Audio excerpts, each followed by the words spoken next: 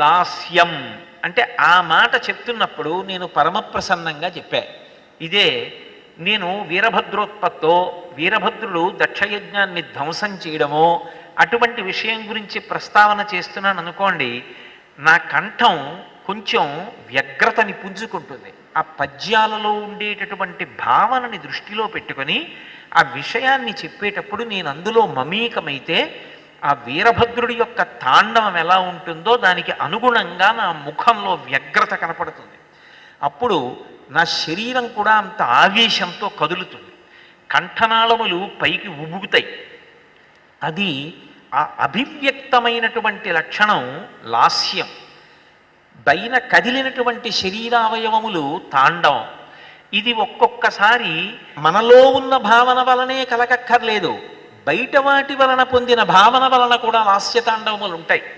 మీరు ఎప్పుడూ సముద్రం చూడలేదనుకోండి, అయ్యా సముద్రం ఎలా ఉంటుందో నాకు చూపించండి అని అడిగారు.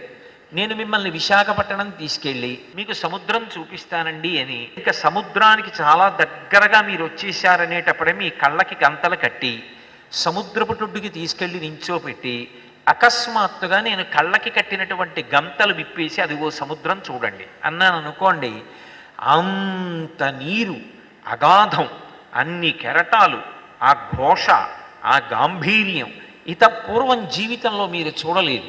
ఇప్పుడు ఒక్కసారి కళ్ళు తెరిచి దాన్ని చూసేటప్పటికీ తీసుకెళ్ళిన నా వంక మీరు చూడరు, ఆ సముద్రం వంక చూసి నిశ్చేష్టులైపోయి ఒక ఉద్విగ్నతని పొందుతారు. ఇప్పుడు ఆ ఉద్విగ్నత భావము దేని వలన కలిగింది? మీరు చూసినటువంటి సముద్రము వలన కలిగింది. ఇప్పుడు తాండవము సముద్రముదైతే లాస్యము మీదయింది. ఇలా ఈ ప్రపంచమంతా లాస్య తాండవముల చేత నిండిపోయి ఉంటుంది. నేను ఇప్పుడు మాట్లాడుతుంటే కదులుతూ ఉంటాను, మీరు కదలరు. కదలకుండా మీరు అలా చెవులు దొప్పలు చేసుకుని జుర్రుకుంటూ కూర్చున్నారు, అది ఒక రకమైన లాస్యం. కదులుతూ చెప్పడం నా లాస్య తాండవాలు. రకరకములైనటువంటి లాస్య తాండవములతో ఈ సృష్టి అంతా నిండిపోయి ఉంటుంది. ఈ లాస్యము పార్వతీదేవి, తాండవము పరమశివుడు. అంటే లోపల ఆయన ఉన్నాడు కాబట్టి భావము కానీ కదలిక కానీ ఈ రెండు కలుగుతున్నాయి. ఈ రెండు కలిగినటువంటిది ఎక్కడ ఉన్నదో అదే కైలాసం అయినప్పుడు సభాభ్య సభాపతిభ్యశ్చ ఓ నమో నమో అంటుంది రుద్రాధ్యాయం.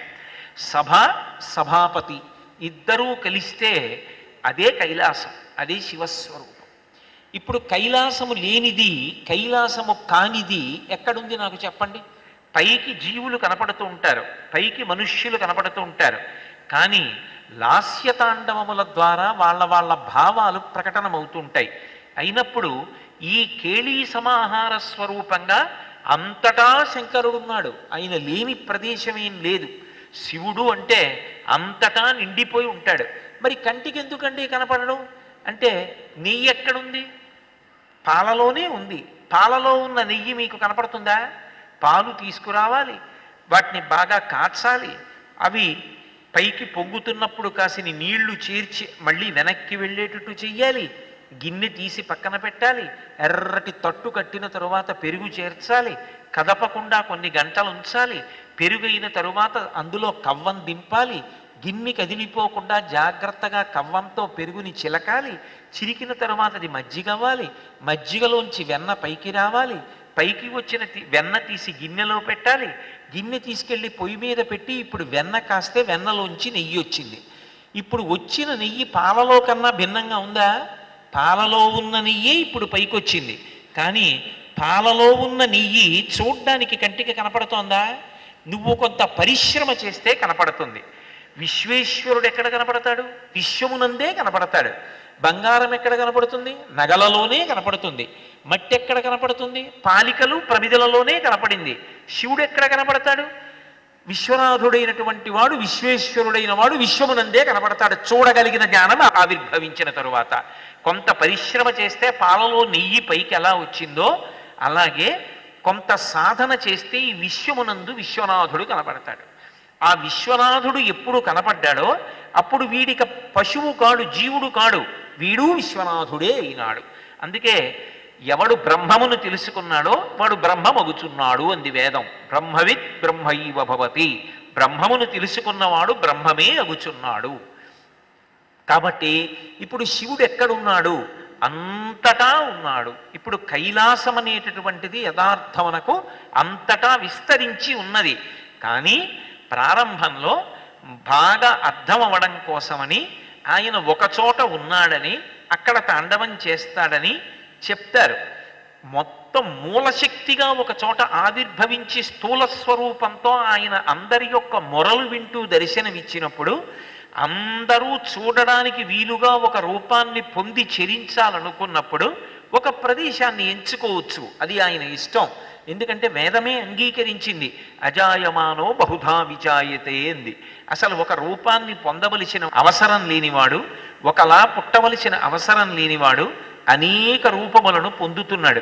అలా పొందుతున్నాడు అంటే దానికి కారణం కేవలము ధర్మాన్ని నిలబెట్టడం కోసం. అలాగే వైకుంఠము అనేటటువంటి మాటకి అర్థం నిజానికి మన మొరలు తిన్నగా వెళ్ళి ఆయనకి ప్రత్యక్షంగా చెప్పడానికి అవకాశము లేనిది. ఈ భూదేవి ఉందనుకోండి, ఆవిడ ఎప్పుడూ ఒక సమస్యని లెక్క పెట్టుకుంటూ ఉంటుంది. నేను ఈ బరువు మొయ్యలేకపోతున్నాను అంటుంది ఒక్కొక్కసారి. ఈ బరువు మొయ్యలేకపోతున్నాను అంటే ఒకనాడు ఆవిడ మొయ్యగలిగినంత బరువు, ఒకనాడు ఆవిడ మొయ్యలేనంత బరువు అని రెండు రకాలైన బరువులు ఉంటాయా? ఉండవు. యథార్థమునకు భగవంతుడు చెప్పినట్టుగా బ్రతకకుండా ఆయన ఎలా బ్రతకద్దన్నాడో అలా బ్రతకడమే ఆయనకి బరువు అయిపోవడం. ఇప్పుడు నాకు ఆనుకూల్యత, నాకు ఒక ఆయన పక్కన ఉంటే ఎంతో సంతోషంగా ఉంటుంది. అమ్మయ్య మీరు ఉండండి కాసేపు అంటాను. ఒక్కొక్కడిని చూస్తే చీకాకు పుడుతుంది, వీడు ఎంత తొందరగా ఇక్కడి నుంచి వెళ్ళిపోతే అంత హాయిగా ఉంటుంది అనిపిస్తుంది. ఎందుకు అనిపించింది? ఈయన పట్ల ఆనుకూల్యత ఎందుకు, ఆయన ఎందుకు ప్రతికూలత ఎందుకు అంటే మనసిరిగి ప్రవర్తిస్తాడు ఆయన, అందుకని ఆదరిస్తారు. ఈయన తన ఇష్టం వచ్చినట్టు ప్రవర్తించి తన ఇచ్చ వచ్చినట్టు ప్రవర్తించిన ప్రవర్తనకి అనుగుణంగా నేను లోబడాలని కోరుకుంటాడు.